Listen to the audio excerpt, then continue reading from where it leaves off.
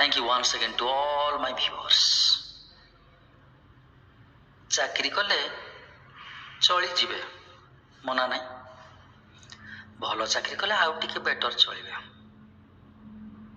ବହୁତ ବଡ଼ ଚାକିରି କଲେ ବି ସବୁତକ ସଉକ ବା ଲକ୍ଜୁରୀ ଲାଇଫ ଯେଉଁ ମେଣ୍ଟେନ୍ କରିବାକୁ ଚାହିଁଥିଲେ ସେ ସ୍ୱପ୍ନ ସଫଳ କରିପାରିବେନି।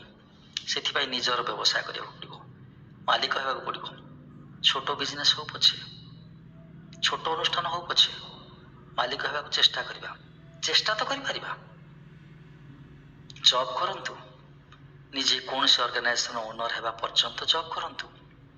ଯେତେବେଳେ ଜବ୍ ବି କରୁଛନ୍ତି ବସନ୍ତୁନି, ଦିନକୁ 2-3 ଘଣ୍ଟା କାମ କରନ୍ତୁ, ପ୍ଲାନ୍ କରନ୍ତୁ, ମାଇଣ୍ଡ ସେଟ୍ କରନ୍ତୁ, ମାଲିକ ହୁଅନ୍ତୁ।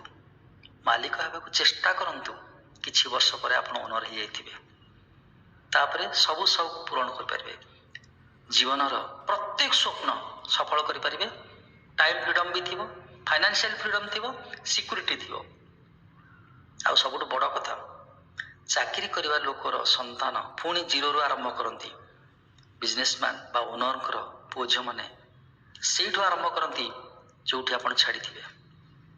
ଆପଣଙ୍କ ସନ୍ତାନ ସେଇଠୁ ଆରମ୍ଭ କରିବ ଯେଉଁଠି ଆପଣ ଛାଡ଼ିକି ଯାଇଥିବେ। ବହୁତ ବଡ଼ କନସେପ୍ଟ ଇଏ।